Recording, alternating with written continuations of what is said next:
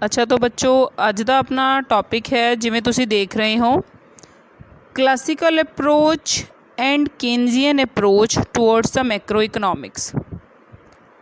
Classical approach towards macro economics तो भाव है कि परंपरावादी अर्थशास्त्रियों ने मैक्रो इकनॉमिक्स बारे अपने की विचार पेश किए।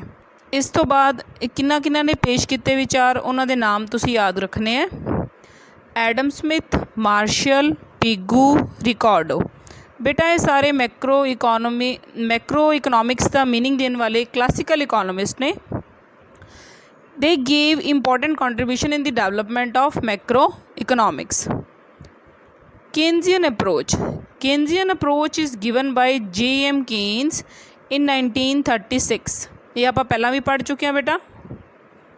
His ideas helped in tackling with the Great Depression of 1929 to 32। मतलब जो महान आर्थिक मंदी आई जिसनों हल करन विच क्लासिकल विचारधारा सफल नहीं रही, तो उसनों हल करन विच हेल्प किया J.M. केन्स की विचारधारा ने। एक तरह नाल तुसी कह सकते हो कि क्लासिकल अप्रोच दे विच बहुत सारिया कमियां सी जिसनों दूर किया J.M. केन्स ने। बहुत सारे विचार से क्लासिकल अप्रोच दे जो मैक्रो इकनॉमिक्स दी समस्यावां नूं हल नहीं कर पाए, तो फिर केन्स ने इसकी इंप्रूवमेंट दी। हाँ जी बेटा, they believe in long run equilibrium. इसका मतलब है कि जो क्लासिकल इकोनॉमिस्ट सी वो लॉन्ग रन इक्विलिब्रियम च विश्वास रखते सी। इक्विलिब्रियम वो सिचुएशन है जिथे कुल मंग और कुल पूर्ति दोनों बराबर होंगे। भाव aggregate demand is equal to aggregate supply. Classical economist कहते सी कि संतुलन अचीव आपां करते हाँ लॉन्ग रन दे विच। शॉर्ट रन दे विच इकोनॉमी दे विच डिसइक्विलिब्रियम हो सकता है। मतलब एग्रीगेट डिमांड और एग्रीगेट सप्लाई ये दोनों हो सकता है कि aggregate demand and aggregate supply दोनों इक्वल ना होन। एग्रीगेट डिमांड भी ज़्यादा हो सकती है और एग्रीगेट सप्लाई भी ज़्यादा हो सकती है, बट लॉन्ग रन दे विच they must be equal to each other और आप इक्विलिब्रियम नूं अचीव जरूर करांगे। केन्स की विचारधारा इन्हां दे नाल मेल नहीं खाती। केन्स के अनुसार कि लॉन्ग रन कोई पीरियड एग्जिस्ट ही नहीं करता। We all are dead in the long run. Keynes believe करता है शॉर्ट रन दे विच। लॉन्ग रन वाली विचारधारा नालों सहमत नहीं है। थर्ड पॉइंट है there is always full employment equilibrium in the economy. देखो केन्स कहता है कि इकोनॉमी दे विच जदों भी इक्विलिब्रियम की सिचुएशन आएगी, मतलब जदों एग्रीगेट डिमांड और एग्रीगेट सप्लाई दोनों इक्वल होणगियां, उस समय फुल इंप्लॉयमेंट की सिचुएशन होएगी। फुल इंप्लॉयमेंट का मतलब की है कि कोई भी बंदा बेरोजगार नहीं है। Those who want to work at the current wage rate get work. Full employment और सिचुएशन है जिंदे which those who want to work get employment. मतलब कोई भी परसन बेरोजगार नहीं हुंदा इक्विलिब्रियम लैवल ते। बट केन्स सहमत नहीं है। केन्स के अनुसार आप इकोनॉमी दे विच जिहड़ी सिचुएशन एक्चुअल फेस करते हैं that is under full employment equilibrium. Under full employment equilibrium मतलब जदों भी इक्विलिब्रियम की सिचुएशन आएगी, एग्रीगेट डिमांड और एग्रीगेट सप्लाई दोनों इक्वल होणगियां, उस समय ते फुल इंप्लॉयमेंट होना कोई ज़रूरी नहीं है। उस समय इकोनॉमी दे विच बेरोजगारी भी हो सकती है और वो कहता है कि बेरोजगारी ही होएगी, कि जदों भी इक्विलिब्रियम होएगा कुछ ना कुछ बेरोजगारी ज़रूर रहेगी इकोनॉमी दे विच। We there is under full employment equilibrium in the economy.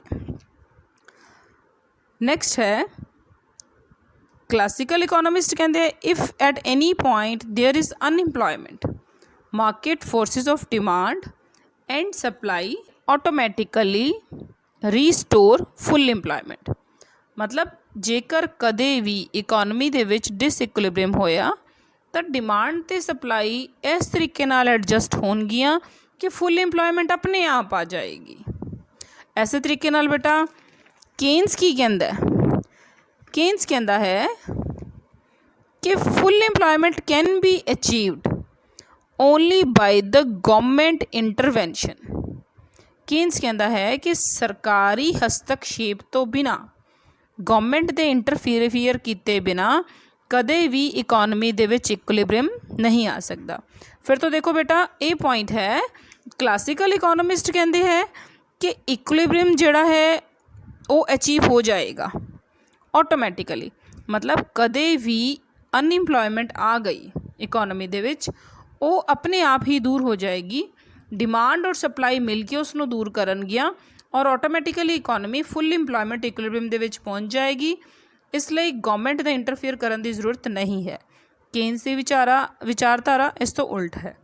Keynes कहना चाहता है कि गवर्नमेंट की इंटरवेंशन तो बिना इकोनॉमी कदे भी इक्विलिब्रियम प्राप्त नहीं कर पाएगी और फुल इंप्लॉयमेंट, खास करके फुल इंप्लॉयमेंट कदे भी प्राप्त नहीं कर पाएगी। इक्विलिब्रियम तो हो सकता है but full employment without government intervention प्राप्त नहीं की जा सकती। दोनों ने प्रॉपर रीजनस दिते हैं, एक पूरा प्रोसीजर है कि किस तरीके नाल इकोनॉमी ऑटोमैटिकली अचीव करती है फुल इंप्लॉयमेंट नूं। हाँ जी, तो अगर बाय चांस क्लासिकल इकोनॉमिस्ट के अनुसार इकोनॉमी दे विच शॉर्ट रन च अनइंप्लॉयमेंट आ गई तो जो बेरोजगार लोग ने वो लैसर वेज रेट ते काम करन लई तैयार हो जाएंगे।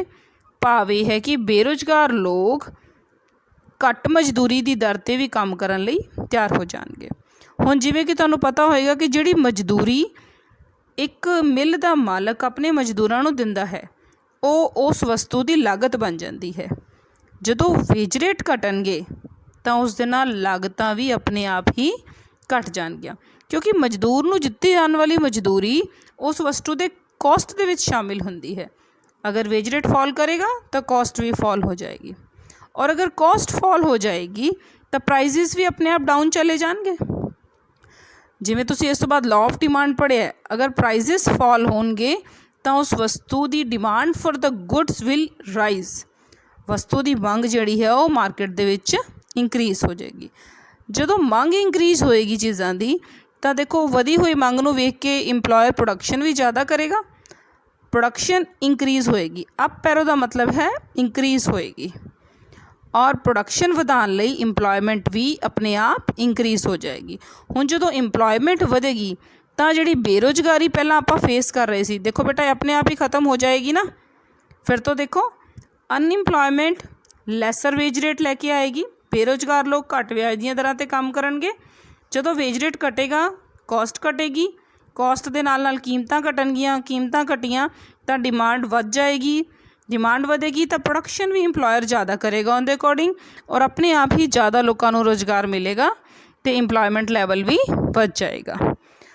ये सी क्लासिकल इकोनॉमिस्ट की अप्रोच, पर केन्स इस विचारधारा नाल सहमत नहीं है। केन्स कहता है कि अपने आप ही फुल इंप्लॉयमेंट अचीव नहीं होएगी। वो कहते कि गवर्नमेंट नूं इन्वेस्ट करना पएगा, गवर्नमेंट इन्वेस्टमेंट इज़ मस्ट, कि जदों गवर्नमेंट इन्वेस्ट करेगी बेटा अप एरो का मतलब है राइज होना, डाउन एरो का मतलब है फॉल होना।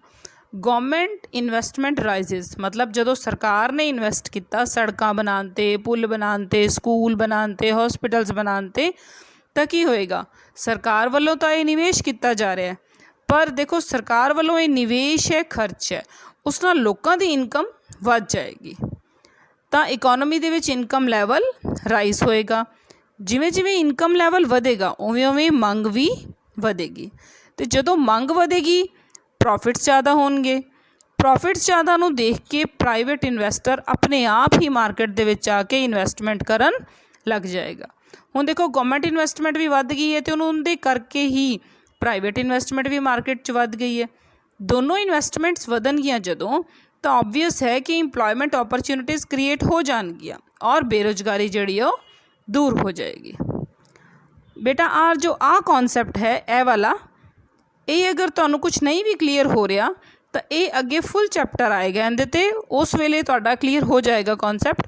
तुसीं सिर्फ इन्ना भी याद रख सकते हो इहदे विच कि जो क्लासिकल इकोनॉमिस्ट है वो कह रहे हैं इकोनॉमी अपने आप ही फुल इंप्लॉयमेंट तो ऑटोमैटिकली फुल इंप्लॉयमेंट अचीव कर लेंदी है, और केन्स कहना चाहता है कि गवर्नमेंट इंटरवेंशन के बिना तो फुल इंप्लॉयमेंट अचीव नहीं की जा सकती। ਆ ਰੀਜ਼ਨ ਅਗਰ ਸਮਝ ਆ ਰਿਹਾ ਹੈ ਤਾਂ ਕਰ ਲਓ ਬੇਟਾ। ਇਸ ਤੋਂ ਬਾਅਦ ਲਾਸਟ ਹੈ there is perfect competition in the goods market and the factor market.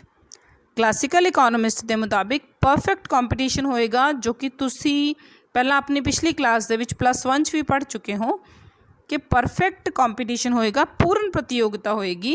Goods market मतलब वस्तु बाजार, वो बाजार जिथे वस्तुआं बेचियां खरीदियां जांदियां, एंड फैक्टर मार्केट वो बाजार जिथे उत्पादन के साधन खरीदे बेचे जाते हैं। मतलब जिहड़े उत्पादन के साधन ने, जिथे जिवें लेबर काम करती है या जिथे कैपिटल है वो इन्वैसट की जाती है, इन्हां दोनों मार्केट दे विच परफेक्ट कंपीटीशन प्रिवेल करेगा। और देखो जदों परफेक्ट कंपीटीशन हुंदा है then there is a best and efficient utilisation of resources in the economy, कि रिसोर्सिज जिहड़े वो फुली इंप्लॉयड होणगे और उन्हां दा बेस्ट यूटिलाइजेशन होएगा। केन्स के विचार थोड़े अलग है। There is perfect competition in the economy, Keynes कहता है कि परफेक्ट कंपीटीशन तो होएगा बट फुल इंप्लॉयमेंट नहीं होएगी, अंडर इंप्लॉयमेंट प्रिवेल करेगी इकोनॉमी दे विच। ठीक है, तो बेटे ये कुछ पॉइंट सी क्लासिकल और केन्स की विचारधारा के डिफरेंस से। अलग अलग क्वेश्चन भी आ सकते दोनों ते और डिफरेंस का भी आ सकता है, दोनों तरीके नाल तुसीं तैयार कर लेना। ओके बेटा, थैंक्स।